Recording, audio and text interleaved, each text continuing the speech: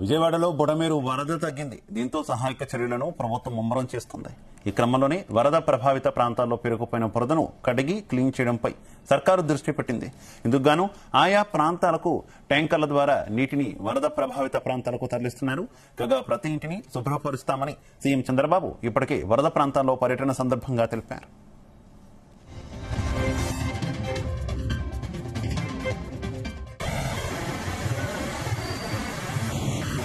ఎక్కడెక్కడి నుంచి వచ్చి ప్రభు దాచేపల్లి నుంచి వస్తాయా?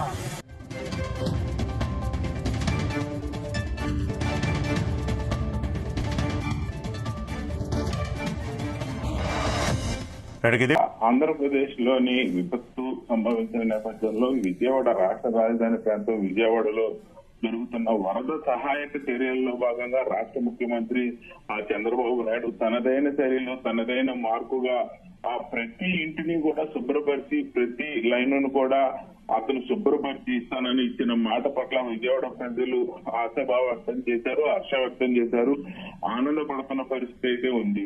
ముఖ్యంగా ఏదైతే వరద ప్రాంతంలో మొత్తం కూడా వరద ముంపులకు గురైన ప్రతి కాలనీ ప్రతి ఇంటిని కూడా చంద్రబాబు నాయుడు శుభ్రపరిచి మరీ ఇస్తానని చెప్పడంతో విజయవాడ నగరవాసుల ఆనందం అంతా ఇంత కాదు. ముఖ్యంగా వరద వచ్చే వెళ్ళిన నేపథ్యంలో కూడా కుళాయిలు మొత్తం కూడా ఆగిపోయిన పరిస్థితి ఉంటది, కరెంటు మొత్తం కూడా ఆగిపోయిన పరిస్థితి ఉంది.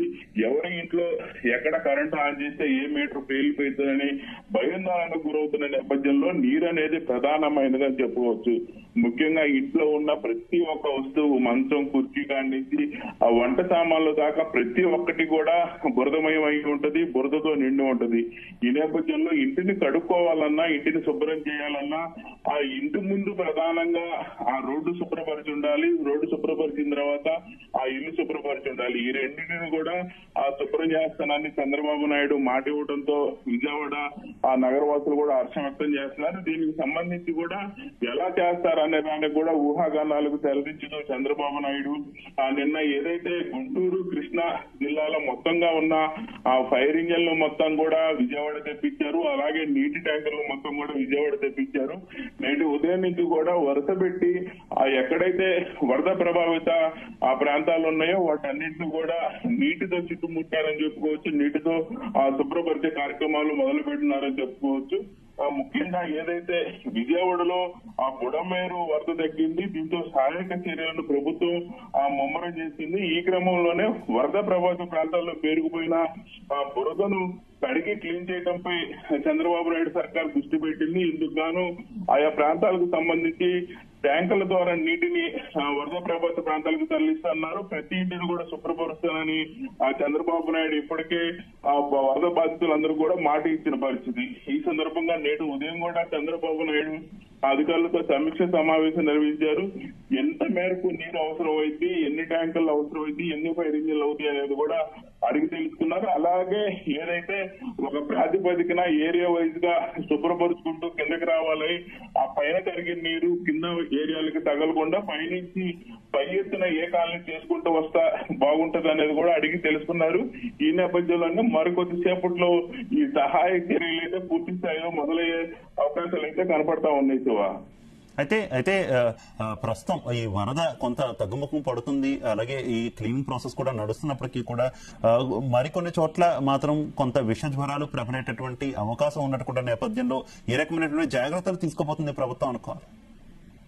ఏదైతే రాష్ట్ర ముఖ్యమంత్రి చంద్రబాబు నాయుడు ఇచ్చిన మాట కూడా దీని మీద ప్రభావం చూపిస్తా ఉంది.